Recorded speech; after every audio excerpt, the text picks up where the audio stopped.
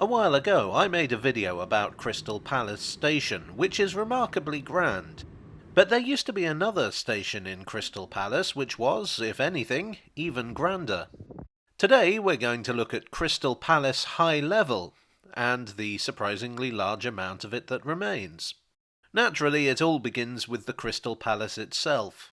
This was built in 1851 as the venue for the Great Exhibition in Hyde Park. It was a remarkable building, designed by Joseph Paxton, who wasn't even an architect by trade. He was a gardener, but one who was really dedicated to greenhouses. The exhibition was designed to showcase what was considered to be the very best of Britain and its empire. It was a massive hit. So too was its innovative venue, which in itself was a fine representation of British engineering, architecture, and ingenuity of the time. And horticulture, I guess. When it came to take it down, there was an outcry. Fortunately for Paxton's creation, there were those who heard the outcry and decided to save it, mostly because they thought there was still money to be made off it. The idea was simply to dismantle it, rebuild it out in the suburbs of South London, and turn it into a permanent exhibition venue. It had to be South London because among the businessmen on this new consortium were directors of the London, Brighton and South Coast Railway, and South London was very much their turf. But not their exclusive turf. The palace reopened in 1854 within a massive park. The full history of Crystal Palace and its park is long and complex. It was a sporting venue, a concert venue, an exhibition hall, a museum, and a theme park all rolled into one. Also, it had dinosaurs. If I were to talk about everything that went on there, we'd be here all night. In short, once again, it was a success. Naturally, a lot of people wanted in on this. The London, Brighton and South Coast did well out of their station, and other businessmen wondered if there was more to be made from this.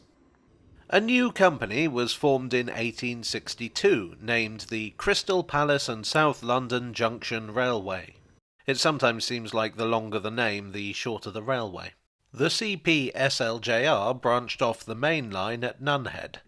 It was an independent line, but the intention was always that the actual trains would be provided by the London, Chatham and Dover Railway. The LCDR was engaged in a frenzy of expansion in the 1860s. They were a relative newcomer to the railway scene, and they were seemingly determined to catch up with the big boys. The advantage that the LCDR had over the London, Brighton and South Coast was that as part of this expansion they were building a line right through the heart of the City of London. They could potentially bring passengers from as far away as the North London suburbs.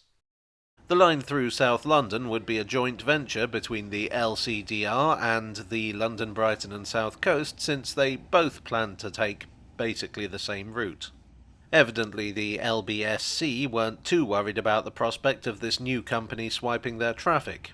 But it is worth noting that one of the LCDR's great strengths was its diplomatic relationship with other companies. The CPSLJR were evidently very optimistic about their prospects because their Crystal Palace station was enormous. It incorporated 9 sidings for rolling stock and a turntable for larger locomotives. And it had the capacity to move up to 9,000 people an hour.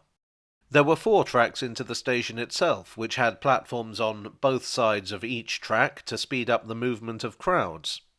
The architect, Edward Middleton Barry, gave them a magnificently ornate building with a glass roof. It was actually fancier than the LCDR's more prestigious main-line stations. You can get some idea of how ornate it was from the retaining walls that survive. Facilities were even fancier for the first-class passengers who got their own dedicated subway entrance to the park, which survives and has been restored recently.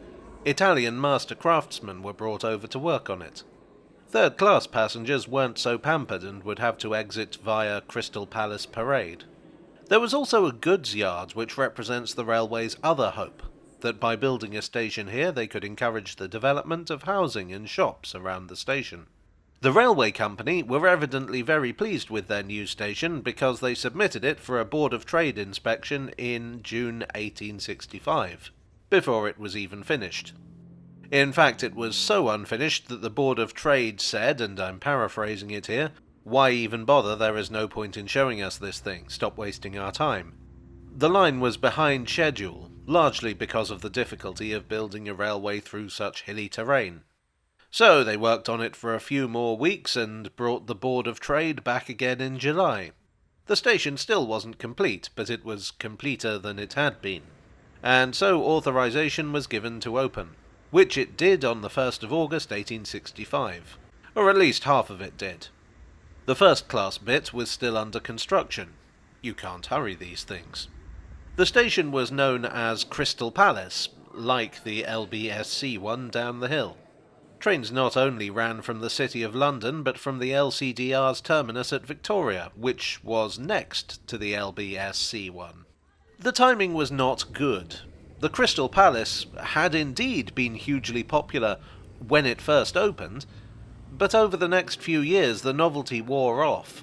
It seemed that the ability to handle 9,000 passengers an hour was optimistic. When there were big events on, the station was popular, but the rest of the time it was quiet and no doubt echoey in that big train shed. In 1875, the CPSLJR sold up to the LCDR. This wasn't just a question of economics. The LCDR were not at all happy with the way the line was run. In fact, the previous year the LCDR had obtained authorization to run trains into the other Crystal Palace station, which does rather seem to be shooting themselves in the foot, but what do I know? In 1898 the station was renamed Crystal Palace High Level and Upper Norwood. This was likely to emphasize to potential commuters that this wasn't just a station for high days and holidays, you could commute from here too. Not that it did any good for passenger numbers. In 1899 the LCDR joined forces with the South Eastern Railway to form the South Eastern and Chatham Railway. The First World War did nothing to help Crystal Palace High Level and etc. The park was taken over by the Admiralty in 1914 and the route through central London was reserved for freight traffic in 1915. Passenger services on that line wouldn't be restored until 1988. In 1923, the South Eastern and Chatham Railway, as well as the LBSC, the London and South Western, and various smaller concerns, were taken over by the new Southern Railway Company as part of a government-mandated grouping of Britain's railways. That same year, the station name was shortened to simply Crystal Palace High Level, which is probably the title by which it's best known today. The Southern inherited a whole mess of uneconomic suburban lines, of which the Crystal Palace branch was only one. Modernisation was their solution, and so, in 1925, the Crystal Palace branch was electrified. Electrification was often the shot in the arm that an unsuccessful line needed. It was known as the Sparks effect. But not for the Palace branch. In fact, a survey carried out by the Southern determined that trains from Crystal Palace High Level carried an average of 13 passengers. The actual palace was destroyed by fire in 1936, so there went the main reason for the branch's existence. Services were reduced gradually. In 1944 they were withdrawn completely for reasons of wartime economy. They were restored in 1946, but not on Sundays. The station found itself used more for storage of rolling stock than anything else. Maintenance went by the wayside. That magnificent train shed became a liability as bits started falling off and netting had to be put up to catch them. The last train, a special working for enthusiasts, ran on the 19th of September 1954. And so that once proud and ostentatious station closed down for good. The station stood empty for some years before being demolished in 1961. As you can see, there's still plenty of the old station visible, and it's easy to imagine what a huge edifice the old station was. Perhaps you could say it was an optimistic venture from the start. Or perhaps it was just a victim of circumstances. Well, I do hope you enjoyed today's video, If you did, I'd be jolly pleased if you'd leave a like, and you may wish to subscribe for more. If you'd like to know more, my main sources for this video were J.E. Connor's London's Disused Stations, Volume 3, and the Disused Stations website. I would like as ever to thank my donors on Ko-fi, on Patreon, and here on YouTube for supporting this channel. You are the netting to my dilapidated roof. And I'll see you all again very soon. Cheerio.